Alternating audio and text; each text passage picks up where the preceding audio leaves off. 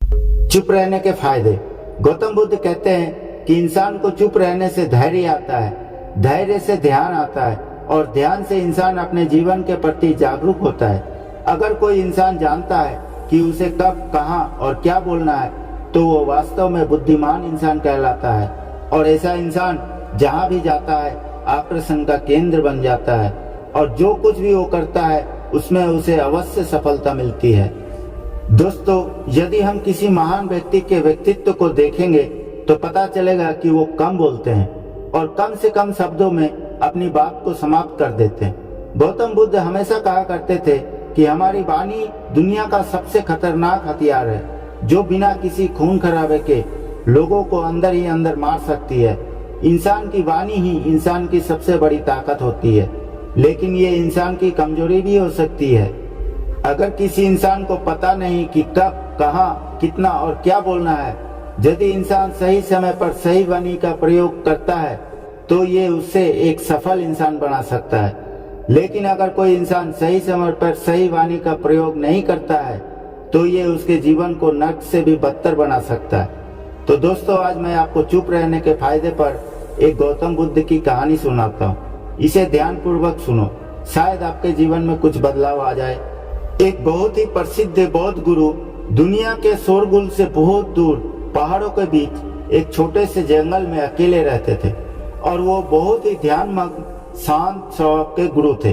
एक दिन उसके पास एक बहुत ही प्रसिद्ध व्यापारी आया और कहा, गुरुदेव, मैं बहुत ही बेचैन, निराश, परेशान और थका हुआ महसूस कर रहा हूँ। मेरे पास सब कुछ है, धन, संपत्ति, प्रसिद्धि और सभी विलासिता जो एक इंसान पाने की ख्वाहिश रखता है, लेकिन फिर भी मैं अशांत हूँ। मेरे अंदर शांति नहीं है। कृपया करके आप मुझे बताएं कि मैं क्या करूं।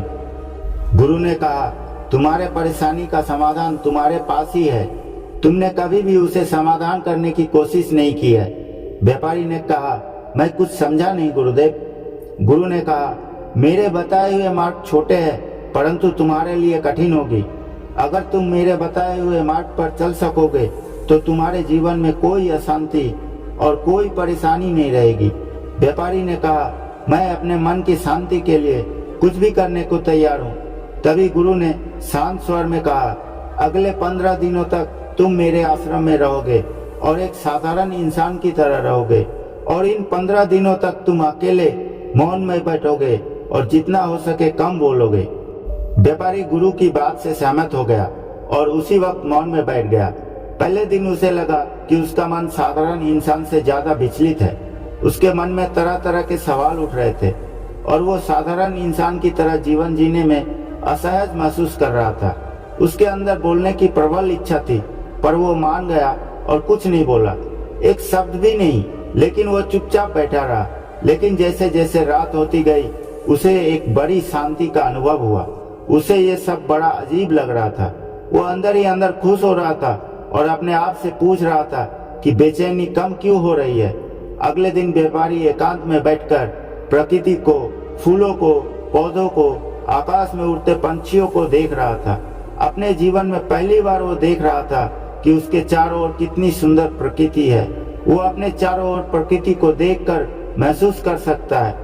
इसी तरह 7 दिन बीत गया और उसके मन की सारी बेचैनी, सारी उथल पुथल, सब कुछ शांत हो गया। 8वें दिन की सुबह व्यापारी की आंखें अपने आप बंद होने लगी और वो गहरे ध्यान में डूब गया। उसने आंखें बंद की और गहरे ध्यान में चला गया। कोई चिंता नहीं थी, मन में शांति थी। व्यापारी को अंदर ही अंदर गहन शांति का अनुभव होने लगा। बाकी के 2 दिन गहरे ध्यान में बिताने के बाद व्यापारी खुद को एक बौद्ध गुरु के सामने पेश करता है। व्यापारी ने गुरु से कहा कि गुरुदेव, मुझे उत्तर मिला कि मेरा मन इतना अशांत क्यों है। मुझे पता चला कि मेरा मन इतना विचलित और अशांत क्यों था। फिर बौद्ध गुरु ने पूछा, व्यापारी से बताओ तुम्हें क्या जवाब मिला। व्यापारी ने कहा कि मैं जरूरत से ज्यादा बातें करता था और दिन भर लोगों पर अपनी ऊर्जा बर्बाद करता था और उनके बारे में अकेले ही सोचता था और ज्यादातर समय उनके बारे में नकारात्मक ही सोचता था। इस प्रकार मेरा समय नष्ट हो रहा था और अधिक बातें करने और सोचने से मेरा मन अशांत हो गया था। इस वजह से मैं कोई भी काम अच्छे से नहीं कर पा रहा था, जिसके कारण मैं लगभग हर व्यापार में असफल होने लगा था और निरंतर असफलता ने मुझे अत्यधिक उदास और चिड़चिड़ा बना दिया था, मेरे जीवन को और नष्ट कर दिया था। लेकिन ये 15 दिन मेरे लिए बिल्कुल अलग थे। अब ऐसा लग रहा है कि मैं अपनी जिंदगी को पूरी तरह से जी रहा हूँ। इससे पहले मैं अपनी जिंदगी गलत तरीके से जी रहा था और मैंने ये भी सीखा कि हमें ध्यान करने की आवश्यकता नहीं है, ध्यान अपने आप हो जाता है। और ध्यान से मैंने पहली बात ये सीखी कि किसी के जीवन में सबसे महत्वपूर्ण बातें स्वयं को जानना होता है। बौद्ध गुरु ने कहा कि केवल तुम ही नहीं, दुनिया में ज्यादातर लोग जरूरत से ज्यादा बोलते हैं और आज भी ज्यादातर लोग एक दूसरे को नीचा दिखाने के लिए ही बोलते हैं और आज भी लोग ज्यादा बातें करते हैं और अपना जीवन बर्बाद कर रहे हैं। बौद्ध गुरु ने व्यापारी को मौन रहने का महत्व समझाया और कहा कि मौन स्वयं को जानने की पहली सीढ़ी है।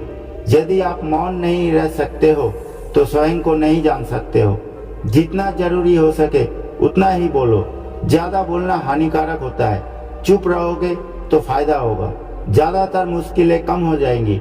अगर लोग थोड़ा सा चुप हो जाए तो झगड़े कम हो जाएंगे, अशांति कम हो जाएंगे, शत्रु कम हो जाएंगे। दुनिया में बहुत सारी मुसीबतें सिर्फ बोलने से पैदा हो जाती है।